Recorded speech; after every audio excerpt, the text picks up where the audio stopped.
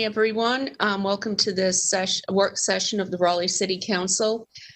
Today we have one topic on our agenda. It's a potential draft policy for a tax increment grant program for the city.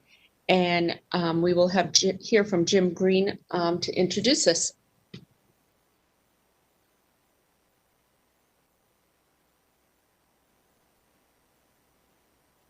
You're on mute. And we good? Mayor, members of council, good morning, and I hope everybody's doing well today. Mayor, thank you for that setup. And yes, the item we're going to talk about is a citywide tax increment grant policy, or TIG. And what I'd like to do is run through the presentation with you. Now, you're just receiving the policy today, so it's a very meaty policy. There's a lot to it today, a lot to the policy. So we're not looking for council to take any action today, but we would like to go through the draft policy and answer any questions that you may have. So for the agenda, first I want to get into how we got here and a little on the council direction back on November 4th at your meeting. I want to talk about the key components of a tax increment grant. What is a tax increment grant? It can be confusing. There's other terms. I'll try to clarify that. I want to talk about the draft policy overview that is in front of you today. And we have Allison Bratcher, our CFO, with us today that is going to go through some funding examples if the policy was to be approved at some point, and then end with council discussion and questions. So with that, council, just a quick reminder, it was back on November 4th that then City Manager Ruffin Hall presented a memo and discussed the tax increment grant with City Council. Council had asked that to be part of the Downtown South project that was submitted earlier.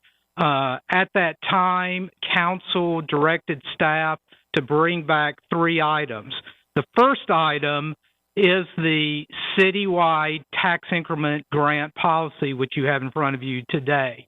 Now, let me say a couple things off the bat. Now, this policy is a draft that staff has put together based on council's direction, and it sets those guidelines, those basic requirements that if council approved, an applicant would need to meet in order to receive a tax increment grant. But you can see in the title, it is a citywide policy. It is not related to any one project or one particular area in the city. So it is that draft citywide policy. The other 2 items, one, the community engagement process, and then the terms for a TIG, if council approved the policy, those are directly related to Downtown South. But I just wanted to emphasize the importance of that citywide policy view. Also, we don't have a TIG policy now, and we feel it's important if the city is going to pursue discussions on tax increment grants that we have a policy in place. The policy is important for consistency, transparency, and understanding of this economic development tool. So let me talk a little bit about what is a tax increment grant, or a little of those key components of a TIG. And in its most basic sense, the TIG is just another economic development tool for the city's economic development toolkit. So a TIG really focuses on that public-private partnership that helps to advance economic development priorities, maximize private investment, increase tax base, and encourage job creation. Now, there's confusion over a tax increment grant versus a TIF, tax increment financing, and versus an equity fund. All 3 really have the same premise, that they want to capture that additional property tax revenue that comes with the additional development.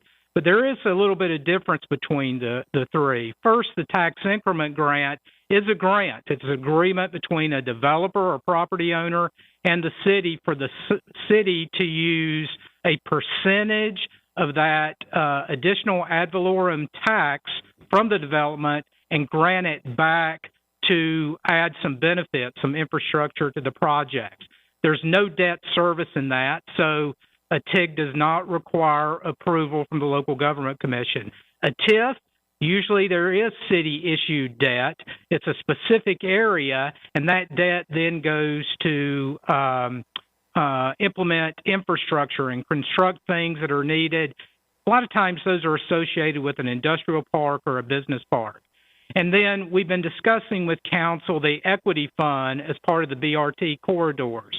And that's specific, again, trying to capture that value of the additional property tax in those corridors, and then that money would then be available for city council to allocate for different equity opportunities along that corridor. There's still some work to do on that, but I just wanted to kind of separate those three. So the amount of a TIG grant is really determined by a formula based on a percentage of the increase in the ad valorem property tax paid by the project. And again, Allison's going to go through some examples here with you in a minute. So getting to some of these key components, first, for the city to partner with a developer on a TIG, the project must demonstrate public benefit. Second, in the TIG, the developer is responsible for the project. So if the city is going to partner on some infrastructure, say a pedestrian bridge, the developer takes the risk and builds that bridge, and then the city reimburses for that project as part of the grant. You can see in that third bullet, that reimbursement can be full for the total cost of the project, or it can be partial based on those negotiations between the city and the developer. The grant can also support a specific item like a bridge, or it could support the project in whole, which would then allow the developer to free up some money to put in some other benefits or other items that the city may negotiate on. It is based on a defined area for the project, usually that property where the project is, and it's again a specific percentage of the incremental property tax that would be granted back to the developer over a specific time. It's not indefinite. You'll see coming up that what we're recommending the draft policy in those economic development priority areas would be a time period up to 15 years. And then the final point is a very important point. So many times a tax increment grant is used to support investing in areas of the city that have historically had low private investment. So we see this as an opportunity and to help us with some equity in allowing and encouraging economic development, jobs, and services throughout the city. So let me say, before I go to the next slide, the tax increment grant is no silver bullet. Every project is different, and there's no guarantee of TIG funding. Even if council approves a policy, it's really up to council to decide which projects would receive a TIG and which would not. So this is another tool, but just like with our other tools, they're specific toward the project, and a TIG is not appropriate for every project. So let me go through a little now on the policy and just overview that, what you have in front of you today. So a few months ago, when council directed staff to develop this policy, the first thing we did was put together a cross-departmental team that included city manager's office, City Attorney's Office, Finance, Planning, Economic Development Office, and others. We felt it was very important to have that cross-departmental perspective. We benchmarked other cities in North Carolina and outside of North Carolina. We wanted to hear those lessons learned. We wanted to hear those ideas. We looked at cities like Minneapolis and Austin. We found that a lot of cities outside North Carolina are using more the TIF model than the tax increment grant, the TIG model, but it was good to have some of that information and share some ideas. We focused on several of the large cities in North Carolina. Obviously, with North Carolina law, it is hard to compare cities outside of North Carolina. Charlotte, in particular, has been the leader in the state in the TIG programming. Their policy was approved back in 2004, and to date, their council has approved about 16 tax increment grants. So you can see it's, again, with all the development in Charlotte, it's not for every project. It is selective. As we started putting the policy together, we really wanted to balance a policy, balance with the requirements and the flexibility. No two projects are alike, so we thought it was important for council to have that flexibility in the policy. At the same time, we wanted those requirements. What are those minimum requirements to be eligible for a TIG? And I'll go through some of those in just a moment. And we wanted that to be transparent and clear to the development community and others. So the policy, we didn't want it too prescriptive. We wanted some flexibility. That emphasis on public benefits was important. We heard that from council. Now, public benefits can range from the jobs to increase property tax values, but also important to remember those public benefits of the infrastructure, those public benefits of job creation programs, and things like MWB programs. So you will hear in a few minutes a category in the funding policy that focuses on those public benefits. The last thing I'll mention is council has final approval. Council has final approval on the policy, of course, but council would also have final approval on any TIG agreement. And the way it would work, of course, is staff would negotiate with the developer and would bring those agreements to council. So with the policy, we had several objectives in mind. The first being that we wanted to tie the policy to City Council's strategic plan that you worked hard on and recently approved. That plan focuses on economic development, on public-private partnerships, on job creation. So that was the guiding force as we put together the policy. Council also has made it a priority to make sure that we have growth and economic development in an inclusive and equitable manner. So you will hear that the policy encourages that economic development in priority areas throughout the city. We wanted to create those guidelines that were easy to follow and understand, but also had that flexibility in the policy. And with the third item, again, we wanted to focus on how this could foster economic development and public-private partnerships and generate that investment, but also focus on generating those public benefits that are so important. The last point here, we felt it was important, we say this clearly in the policy, if city funds, if public funds are going to be used as a grant, the city then gains the opportunity to influence the proposed development. Now, what that looks like, again, is a case-by-case basis and as part of the negotiation between the city and the developer or property owner. So the policy lists 3 investment categories that are eligible for city participation in a tax increment grant. The first is what's commonly used, and that's the infrastructure category. So a grant that would support building of infrastructure that's new and upgraded. It could be anything from stormwater systems to roads and parking decks. The next category was more that public asset area, public asset category. And this involves supporting those amenities. It could range from anything from a park to an athletic stadium. And the idea is that these assets add public benefit, but also economic development benefit. Now, these items could be privately owned or publicly owned. The policy does not dictate either way.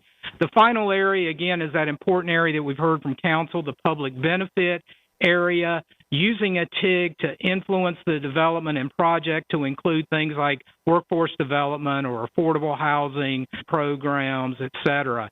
Now, sometimes it's hard to put a value on these programs.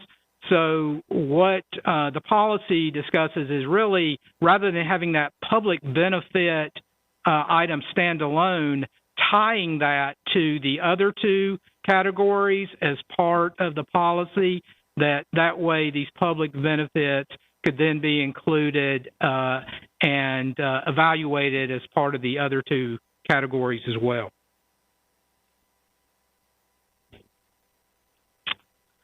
So in addition to the requirement that the applicant fit the request into those three categories, there's some other items as well that are just basic project requirements that are listed in the draft policy for you. Obviously, the first one, whatever the city funds, has to be eligible under North Carolina law. The policy also requires that the project fall into at least one of the city's ED principles. And staff pull these principles from your strategic plan. There's 7 of them listed in your draft policy, and they range from adding full-time employment opportunities to encouraging social and economic inclusion and diversity. So the project would need to meet at least one of those ED principles. The next item is that but-for requirement. The project has to demonstrate that in the absence of the TIG, the project benefits or objectives would not occur. So without the public money, without the TIG grant from the city, those project benefits would not occur. And then finally, we required that the project be aligned with the city's strategic plan and other plans that are approved. It could be capital improvement plan, it could be area plan, or the comprehensive plan. 2 other quick requirements to mention. Right now, Wake County does not have a TIG policy. They have a TIF policy. But if it is a large regional type project, and if Wake County was to have a financial assistance program, we would require that the applicant not only apply to the city for that financial assistance, but also the county. The last requirement was, or is, that the project has to start construction within 18 months of City Council approving the TIG. Obviously, we don't want to tie these funds up for projects that may take 5, 10 years to start building. So we felt it was important for that requirement for construction in an 18-month period. So the last thing to go over before I turn it over to Allison are those financial terms and the capacity that's listed in the draft policy. So first, let me clarify that the draft policy does not dictate a minimum investment amount by the developer to be eligible for a TIG. So there is no requirement that the private investment must be $100 million or $200 million or whatever it may be. We discussed this a lot on our team, and we felt it was important that rather than dictating an investment amount, that the project itself, the project and the outcome and the benefits should dictate whether or not it's eligible for a TIG rather than a certain amount of investment. We thought that was important for an equity standpoint. There may be a smaller project at some time that has public policy benefit and is impactful, and the city would want to invest. Conversely, there may be a larger project that does not have that impact, and therefore the city would not want to invest in a TIG. So it allows for that flexibility from the city. You can see the percentages that could be pledged in a TIG, and the actual percent and the term of the grant would be determined by the city based on the specific benefits of the project. So you can see we tried to make this consistent with some of the other financial support programs that the city has, where there's the outside priority area and the inside of the priority area. The priority areas for economic development, as you know, are approved by council. And the goal here is to hopefully drive some of that in private investment to the priority areas that council has set. And so that's why you see a higher award amount for a TIG and a longer term to hopefully incentivize and drive some of that investment. The thought here, again, to keep consistent with council, is to encourage that economic development and drive those job opportunities in all parts of the city and to be inclusive and equitable.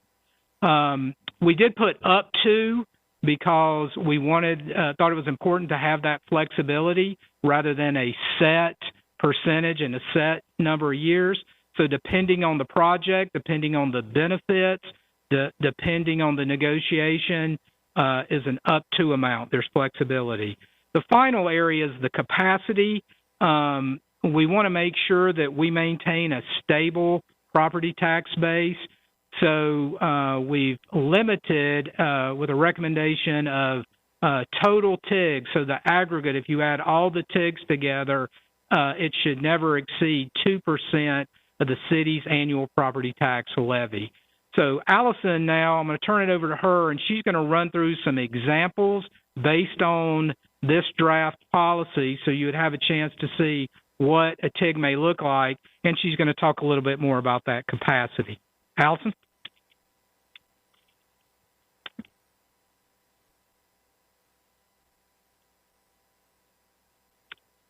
Thank you, Mr. Green, and good morning, Mayor and Council. Allison Bradshaw here from the Finance Department, and I have 3 slides to share with you to show you how the policy would work in a real-life scenario.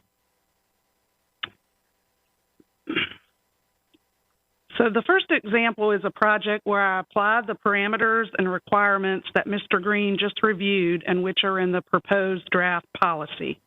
So this is an example of a project in the city's priority area for economic development and is at the highest level of proposed TIG grant with a length of time of 15 years and a 75% reimbursement during that time period.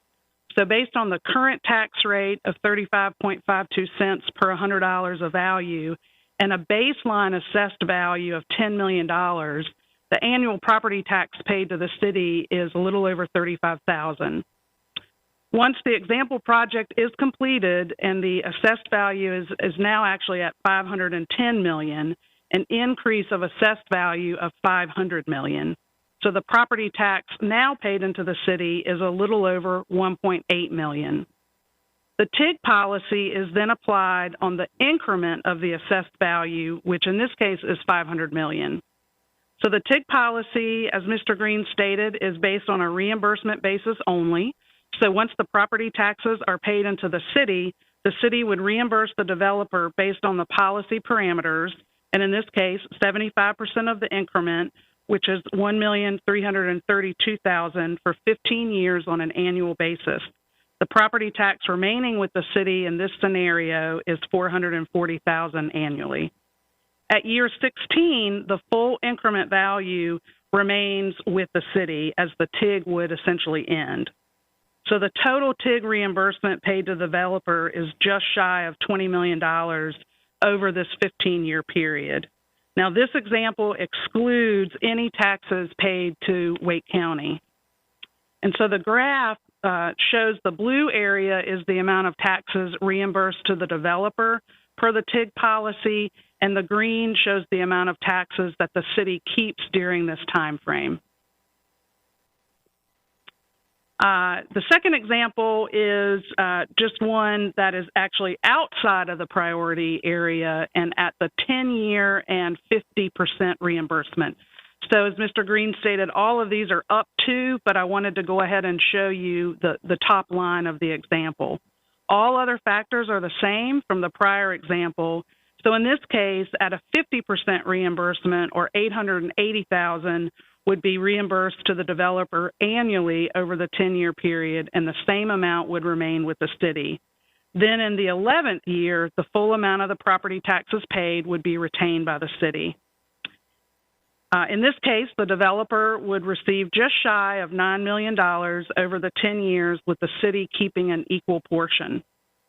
The graph again shows the blue area, which is the amount of taxes reimbursed to the developer per the proposed policy, and the green shows the amount of taxes that the city would keep during this time frame. So I know there are a lot of figures on this chart, but I wanted to provide you a sense of scale. These figures, again, also exclude the county tax rate. So the left-hand box shows the incremental assessed value, in this case starting at $1 million up to a total of $1 billion in investment. The next two boxes show, depending on the priority area across the top, either inside or outside of the priority area. The columns show the annual increment of property tax, and then the full amount that would either be retained by the city and the amount that the developer would receive. Again, these examples are for the full 15 years and the full 10 years per the proposed policy. As Mr. Green just mentioned, the proposed policy includes a 2% limit, meaning the amount of property tax considered for TIGs wouldn't exceed approximately about $5.4 million based on our current property tax revenues in the general fund. And this limit helps ensure that the overall property taxes received by the city help to continue to support the general government functions. So, Mayor, I will turn things back over to you and the council, and Jim and I are available for any questions or comments.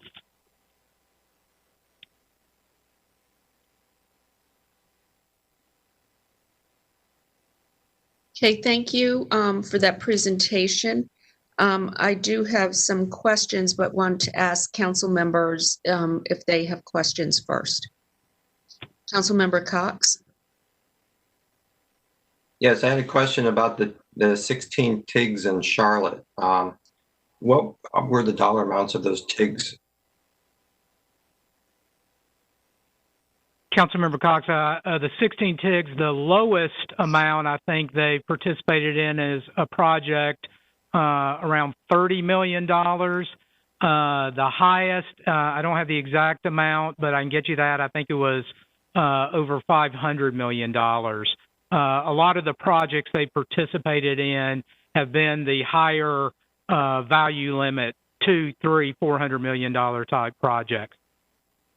So that's the value of the project, is that correct? Yes, sir, that's correct. And then the value of the TIG would be based on the formula from the property tax, similar to what we provided today. Do you know what those values would be for those TIGs? Yes, the values in Charlotte were 45% and up to 90%. From my understanding, they've only done one at 90%, and that was on a priority project from council. Most have been in that 45% range. Their policy does state those specific numbers, but they also say that they base the amount on the benefit to the project and the priority for council. Okay, it would be good to get that information in the form of a table so that we can see that and understand it more clearly. Sure. So I have another question. We obviously talk about TIGs as having a community benefit. So I was wondering how community benefits agreement fits in with our policy, and how would we generate a community benefits agreement? Yeah, so good question. Thank you. So a community benefits agreement that is separate from a TIG agreement. In the community benefits program, the developer negotiates with the a community group, and develop an agreement, a community benefits agreement with that group. The city is typically not involved in the TIG. We're negotiating directly with the developer. With the question on the community input, and that's kind of the second part of the presentation today, there are different models, different ways to involve the community and get that input into those benefits. But a community benefit agreement is separate from the TIG program. I know Robin is on the call too, and don't know if you want to add anything to that, Robin. No, I think you've explained it pretty well. It's a different model. We had a work session or in this agenda, perhaps at a meeting, there is a summary that our office did about the difference between community benefits agreement, a TIG, and a development agreement. So I can recirculate that as well. So there is no linkage between the TIG and the community benefits agreement. In other words, we could provide the TIG to the developer, and the developer either doesn't have to negotiate a TIG or could renege on a community benefits agreement. I think if they renege, they wouldn't get the money. The way that it's set up is that there are touch points they would get the payment once the benefit is realized, which is one of the reasons I think that the city was interested in this model. A community benefits agreement is generally something that is done pretty early on in the project, and where the developer and the community group or whatever entity that's a private entity, that they enter into an agreement where the developer agrees to provide the benefits directly to the community, and the city is not a part of that. What will usually prompt that is that the community will be more likely to support the project for the public approvals that it needs if in fact there is an agreement in effect where the developer is promising to do certain things for the community, if that makes sense. Okay, so another question is, in the past, when we've contracted with developers or with contractors to do work for the city, for example, the Leesville Road project or the Crabtree Creek Sewer project, we've had problems with the contractor. How do we protect our interests? I mean, are we just giving money away? I mean, what if the developer doesn't follow through on either the community benefits agreement or the improvements that we are expecting from a TIG? Yeah, I'll let Robin add anything from a legal standpoint if she wants, but as she mentioned, these agreements are more performance-based and they're reimbursement, so the city is not paying until the infrastructure, until the benefits are implemented. So we have, through the process, there would be developed a clear agreement with expectations and requirements before the city would pay any money. Robin? That's correct. And the community benefits agreement, as we said, that's not involved in this particular project. Would it ever be in the future? I don't know, but the city wouldn't be a party. So that's not a part of this. The question about what happens if they renege the agreement, or the policy is set up in a way that the agreement would have certain touch points at certain points in time. In other words, when you build X amount of roads and infrastructure, you get payment 1. When you get the affordable housing units in, you get payment 2. So that way, there's never a situation where the city has fronted money to the developer before they provide the benefit that is set forth in the TIG. Jim, is that? Yeah, that's correct. And I would say if a developer wants money up front for a project, the TIG is not the right tool to partner with that developer on. The TIG is a reimbursement and comes later after the project is complete, after the taxes are paid. Okay. Then one last question is, you mentioned that you're looking at 2% of the annual tax levy. What is that in dollar amount?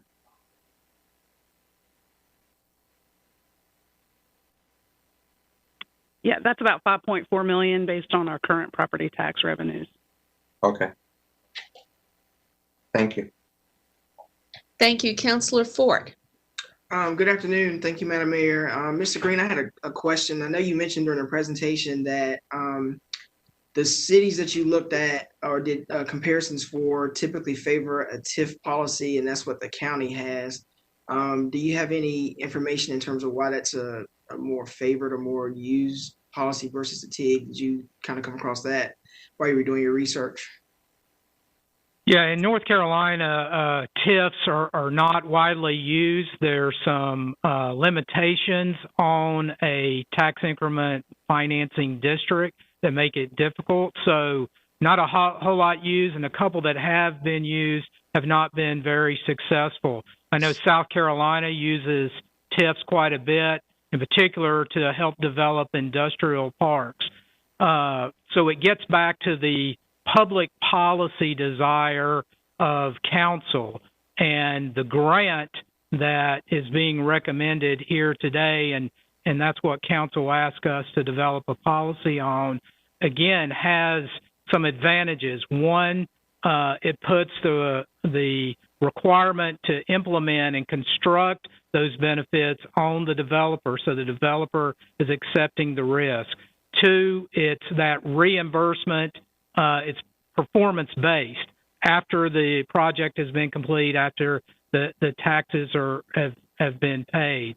In some states, state law may not allow the tax increment grant, so they may not be using it in other cities throughout the country. But it really comes back to what state law allows and then what the public policy objectives are from council. Thank you. Councilmember Buffkin. Thank you, Mayor. And Mr. Green, thanks for your presentation and your efforts on this. I think this is a really helpful start to get a lot of issues on the table in a complex discussion. So I've got a few questions for you.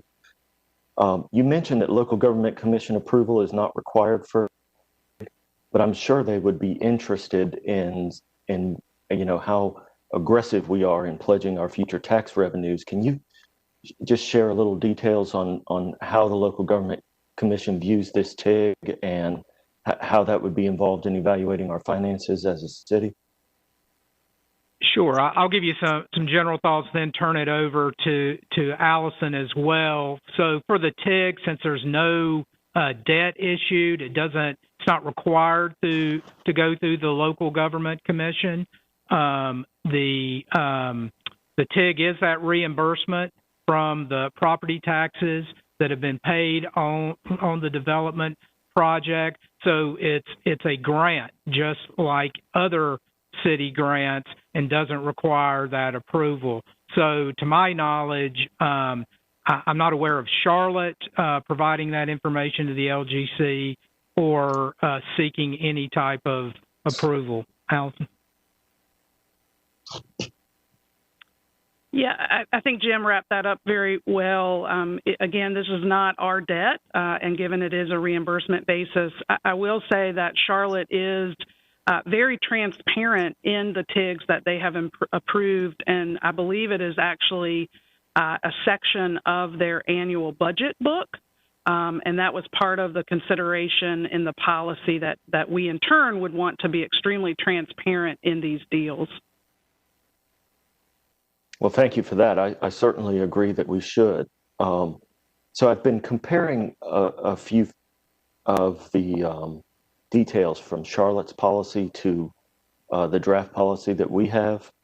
And I generally speaking, I like the more moderate approach in that in the reimbursement limits and the total aggregate limit. I am curious, though, if we think these numbers are going to be sufficient to do important projects. $5.4 million a year is a lot of money. We should be careful about pledging that as a future grant. But, in the world of infrastructure, it doesn't go very far. So, if we're going to do this, I want it to be successful and have a real meaningful impact, improve people's lives. And I think there's an opportunity to do that. But I wonder if you could just share some details on your thinking about the 2% versus 3%, which Charlotte has. Yeah, thank you for that question. And you are correct. Charlotte's is at 3%. And I believe, based on the work that we've done with Charlotte, that they aren't close to meeting that 3%. And we just felt, to your point about making sure that we have a steady stream of property tax revenue, which is used to support our general government services, we felt that a 2% seemed like a better fit for Raleigh, and that's where that amount was determined from our cross-departmental discussions. Okay, that's very helpful. And of course, we could always revisit if we needed to later on. Absolutely. So one other aspect, this sort of goes back to Mr. Cox's point about the enforceable agreement that comes along as part of the TIG. And Charlotte requires a developer agreement as part of their TIG policy. And in my opinion, this is a superior way to structure these deals. One, it gets all the terms of the deal on the table. It's enforceable by the zoning administrator as part of the zoning conditions. And you're relieved of the complexity of the CBA, which is not even the city not even being a party to a CBA. So I think a developer agreement is an absolutely essential part of this whole TIG deal, and I would want to see that incorporated into our policy. I did see reference to some legal instrument, but I'm not clear what that would be, and to some of the questions that Mr. Cox asked. And you don't have to repeat those answers. That was a very helpful dialogue. How do we monitor and enforce it along the way? And so I'd love to get some feedback on that issue, is whether I think the developer agreement is the right tool. But I see in the draft policy you didn't specifically name the developer agreement. So what's your thinking on the legal instrument and how that part of this works? I'm going to turn it back over to Jim for that question, or sounds like Robin, maybe. Well, I can answer. There is a statutory process called a development agreement that is a way, and this was one of the 3 models that was included in the memo that our office provided. And the development agreement can include a whole bunch of different things. It can be part of the zoning. It can incorporate zoning and an agreement at the same time. The process to do that is very similar to a rezoning, though. It requires a hearing and a council vote, and there's a number of statutory steps that need to be adhered to. That statute was recently amended. It's very specific, although there's a lot of leeway in it. There's a process.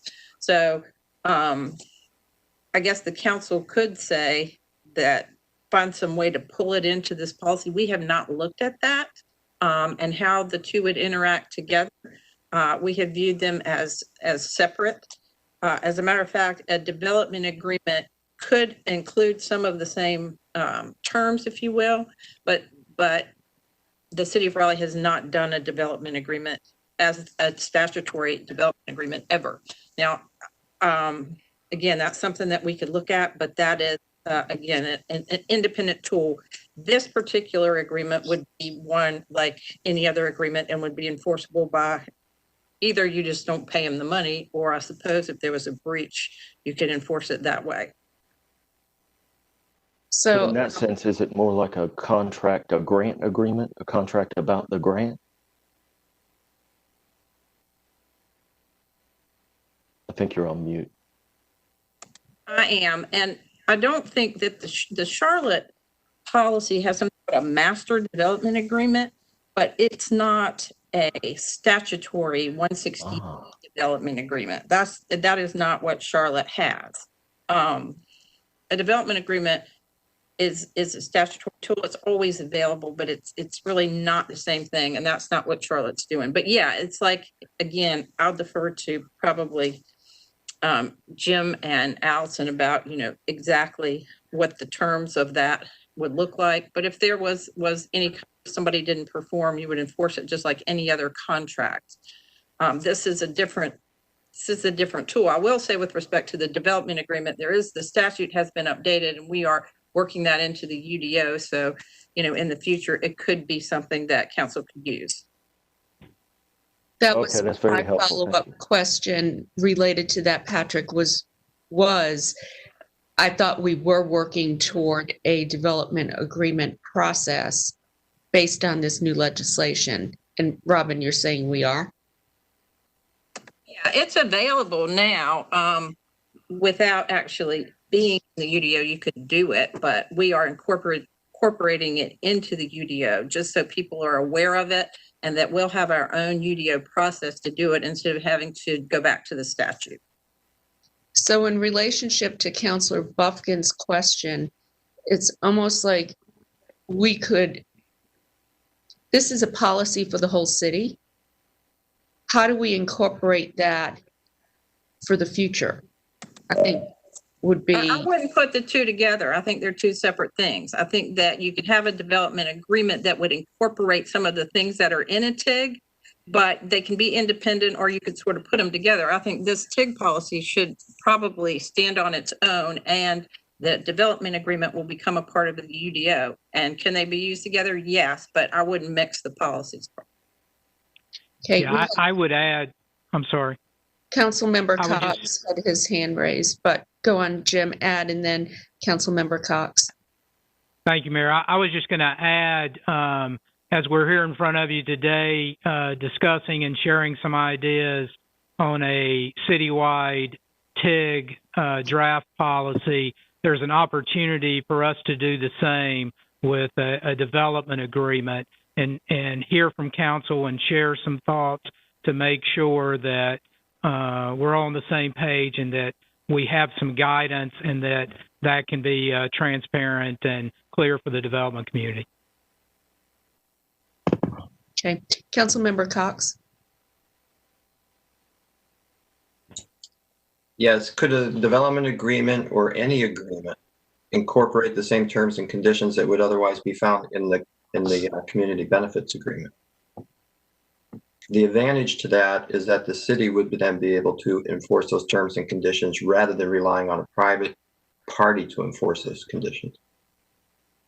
Maybe. It just depends on what the terms are and whether they're within the scope of what we can otherwise do. That's the limitation in the development agreement, is that we can only agree to do things that are within the city's powers. So a community benefit agreement, a developer and two private parties, they can agree to anything. We have more limitations on what we can promise to do. Now, are there a lot of things we can promise to do? Yes, but we would have to look at each thing individually and determine whether it was appropriate to put in something that we were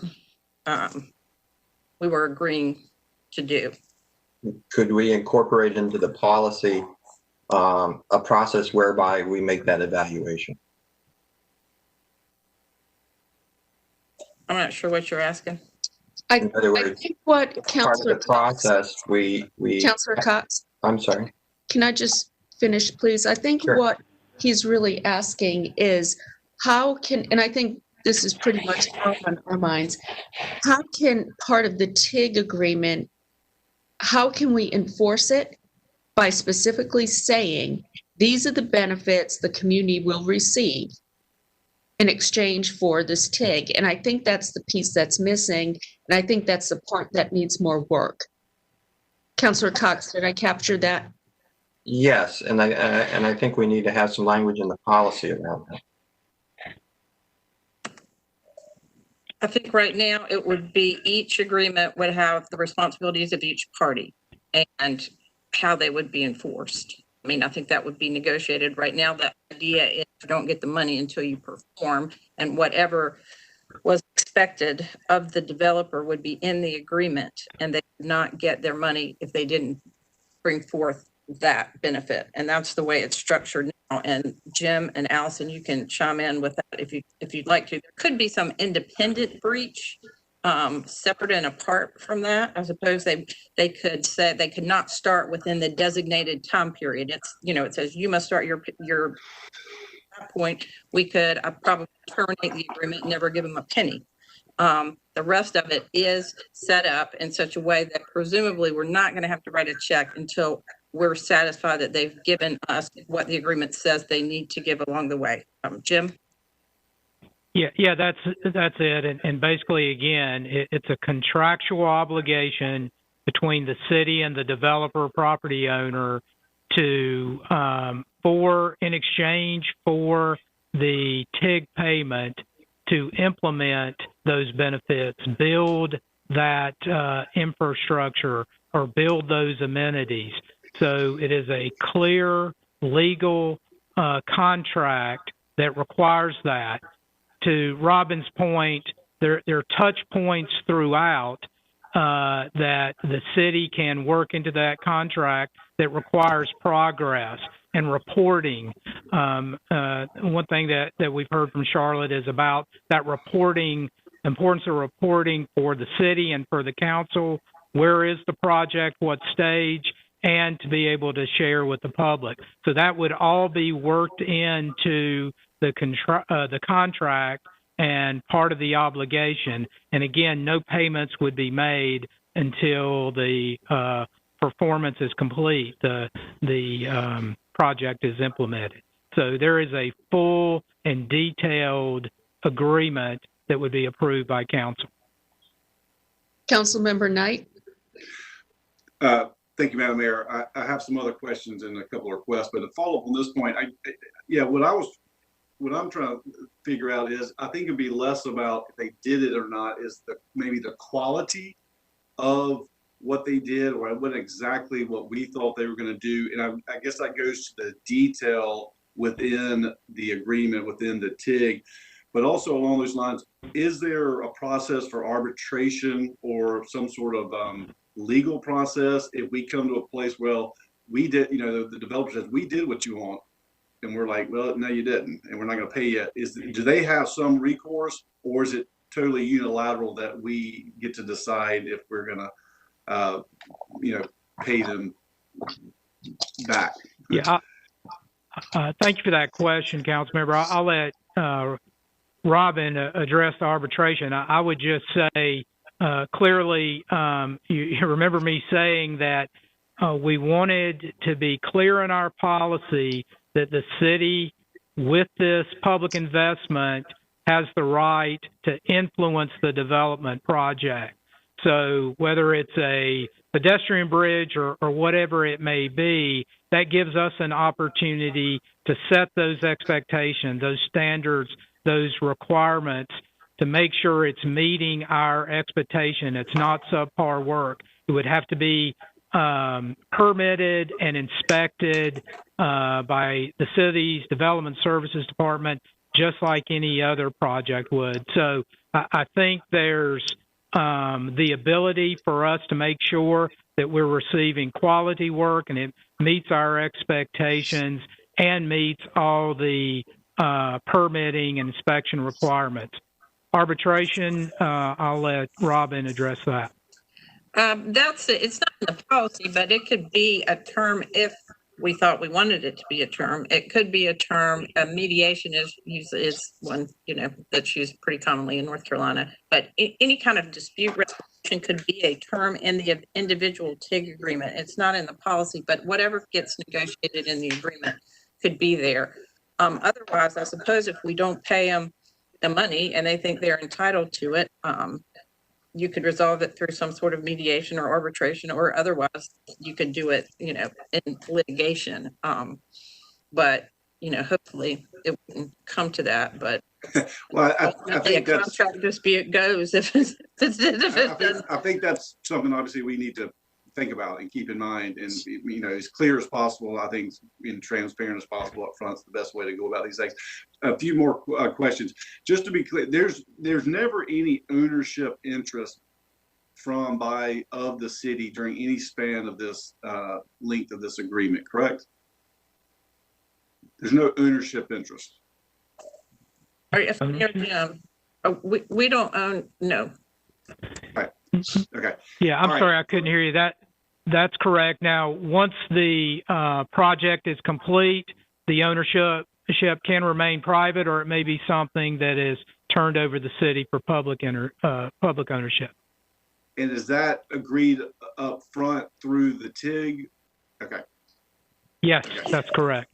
It's Okay. like if water lines are, or roads are built now in a development project, often once they're built to city standards, they're turned over to us for maintenance. And is this now flipping it to the other side of the stakeholder interest from the developer or investors? If there is a change in ownership on their side, how does that? Is there anything taken in consideration for that, or is the TIG run with I don't know, with the property as opposed to with the with the developer or with the owner investor?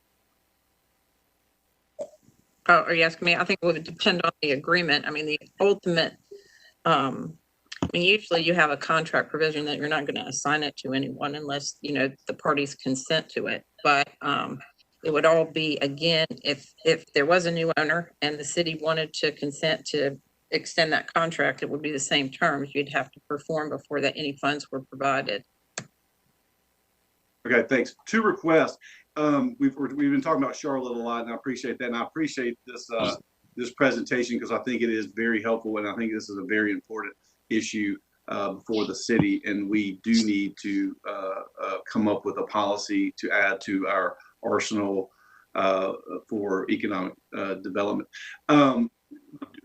Could you do a high-level memo comparing, contrasting what your draft proposal looks like compared to Charlotte's? I know you've talked about it, but so it's not verbal, so it's written down so we can look at that. And then the other question is, I'm looking at trying to figure out what are we getting from this that's different or new that we wouldn't otherwise. And you laid that out within the investment categories, and also with the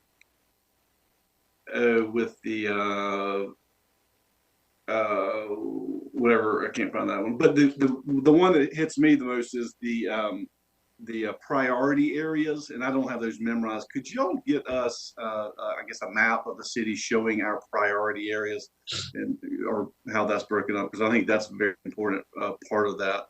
Because I'm trying to figure out if the city, in effect, invest in this, what are we getting beyond what we already would? Some of this would be, I would think, through conditions and code requirements already. So I think that the main thing is what are we getting of value that we wouldn't otherwise have gotten, that's important to the whole city.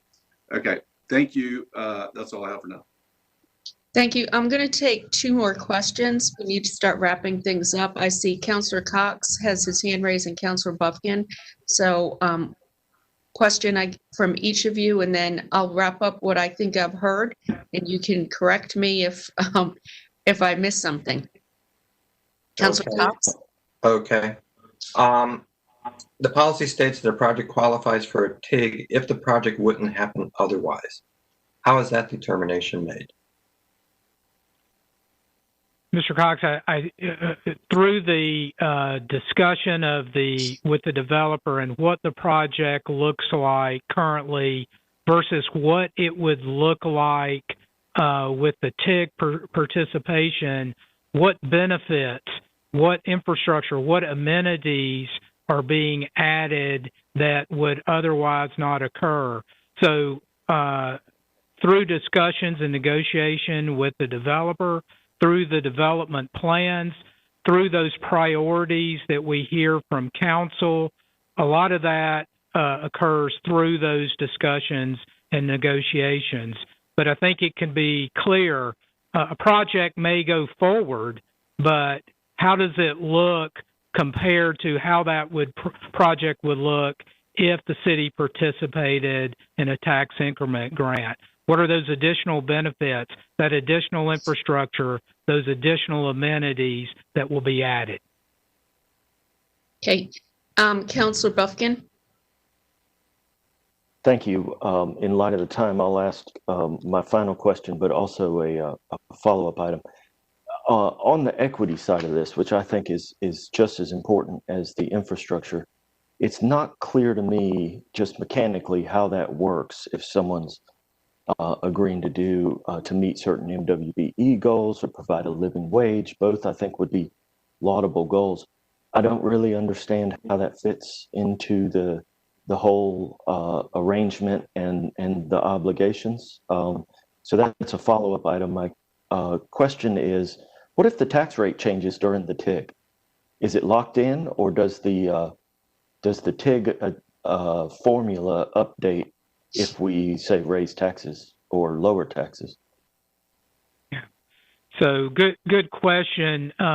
So with the tax changes and with the assessed value, again, that's all spelled out as part of the TIG. So I said no two projects are different. It really depends on the agreement.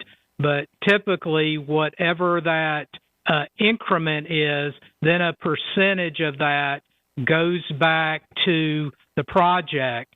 Now, remember I said it could be partially funding the project or funding the total project, like a bridge or whatever it may be. So there may be, even if the tax rate goes up, there could be a max payout level. So the TIG is 50% over 10 years, but if the cost of that bridge is $1 million and it's reached in the 8th year, that ends the agreement. So again, depending on the agreement, really impacts how that calculation and payment is determined. Okay, thank you. So a couple of things I want to clarify. Councilor Knight mentioned the outside priority areas and the inside. I had that down there. I think that would be important for you to refresh our memory, but also the economic development goals in the strategic plan, if you could include all 7 of them. So we understand and have that in front of us. It's easier to read that. I know there's a lot of paperwork here, or electronic paperwork. One of the things or questions I have, Councilor Fort had asked it, was about a TIF versus a TIG. If the county has a TIF, how do we get together on this? And I think we need to have more discussion and more exploration on that specific topic. The other thing I heard is, I think we all want to ensure that community benefits are somehow, somebody's not going to get money without doing what they say they're going to do. So how do we put that in an agreement that isn't quite so vague as it currently is? And then the third or the fourth thing I wanted to ask about was the community engagement process. I didn't see that discussed today. That's one of the things we said we wanted to do for, say, the Downtown South project, was have a community engagement process, but also how would we incorporate a community engagement process in our citywide policy? And that's a big piece that appears to be missing. So if you could come back to us with more of this work, I think it would be helpful. Yes, City Manager. Yes, Mayor. The second item on the work session agenda is that we separated the 2 items so that they would not be confused. And so Linda Jones is prepared. I know we're short on time, so totally up to council if we want to push that back to another meeting, but there is a presentation prepared to talk about the community engagement strategy. Okay, let's push that back to another meeting. And I think we need to talk about this holistically as well. So the community engagement piece needs to be part of what this TIG process is. And it could look different going forward, but I think we all want to see that in there. Mm-hmm. Yes. What we have in the presentation today speaks specifically to Downtown South, and Jim's presentation was just on the policy citywide. So we wanted to keep them separate so that there would not be confusion, but we can bring that back at our next meeting. Okay, and if we could look at that as we incorporate it into the this policy, I think that would be helpful. Okay, thank you. All right, everyone, we will re-engage at 1 o'clock for our regularly scheduled meeting. Thank you very much.